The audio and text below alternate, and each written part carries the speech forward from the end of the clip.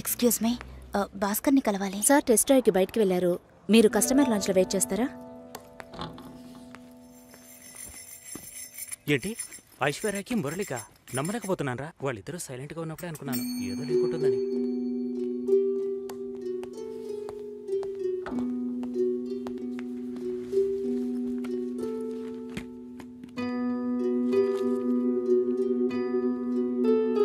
Sir, you can come. Okay.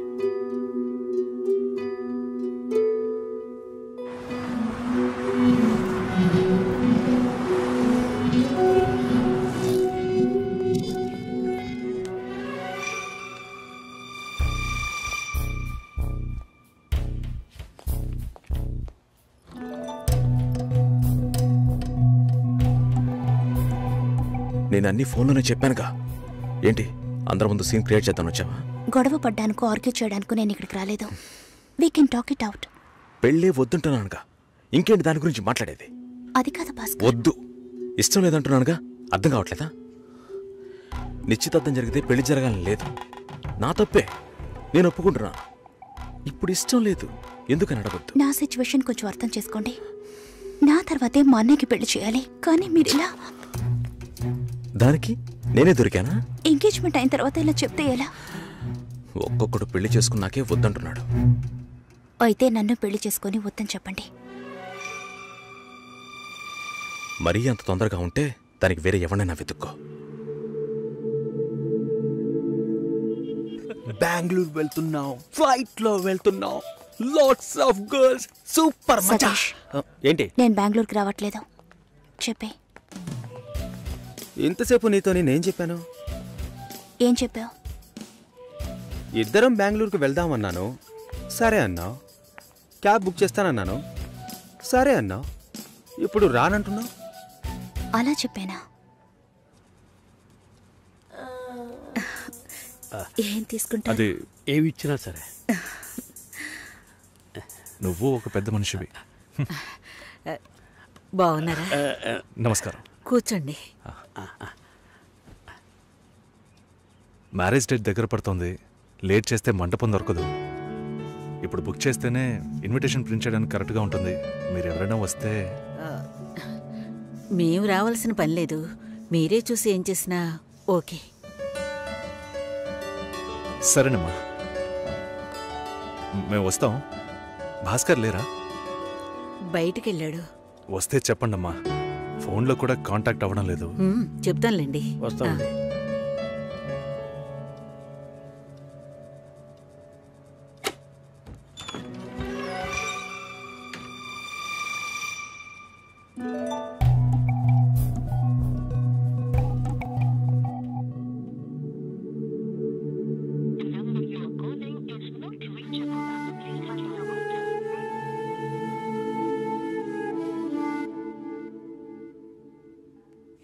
Susheela,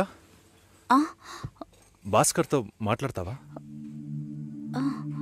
మండపం చూసాం, phone చేస్తే తీయట్లేదు, కొంచెం మాట్లాడమంటావా?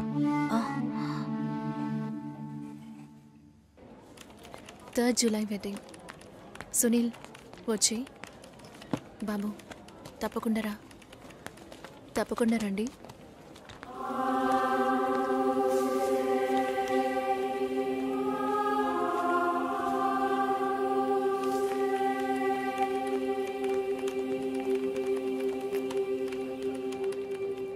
షోల్డర్ ఎక్కడా? బయటికి వెళ్ళాలి. కార్ అడిగాను.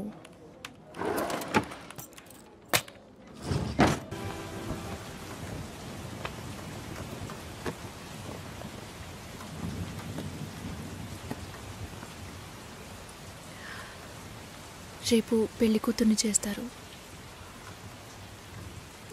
నేను వెళ్ళాలి.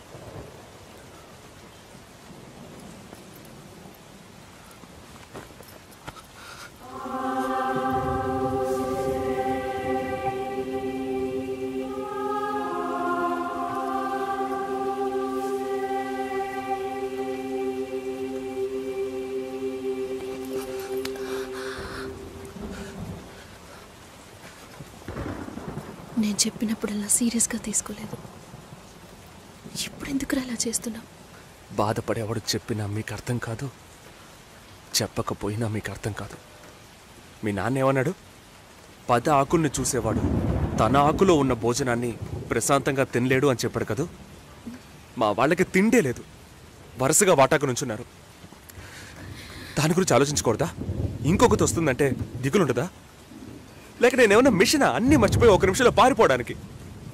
నువ్వేమో ఇల్లు కొనమంటున్నావు, మీ నాన్న కారు కొనమంటున్నాడు. పెళ్ళికి మనం ఇద్దరం మాత్రం ఉంటే సరిపోదు కదా. నాకు మా నాన్నంటే ఇష్టం లేదు, అమ్మ తమ్ముడు ఎవరూ ఇష్టం లేదు. కానీ వాళ్ళకి నేనంటే ఇష్టం. ఏం చేయను? రాజభవనం లాంటి మీ ఇంట్లో టిప్ టాప్గా ఉన్న మీ నాన్న ముందుకి కోచి కూడా కట్టుకోవడం తెలియని మా నాన్నని తీసుకొచ్చి నిలబెట్టాలి, పిల్లనివ్వండి అని అడగాలి. మీ అమ్మ మొహం మార్చుకొని మీ అక్క మొగుడు నన్ను మా నాన్నని పైకి కిందకి చూడాలి కదా.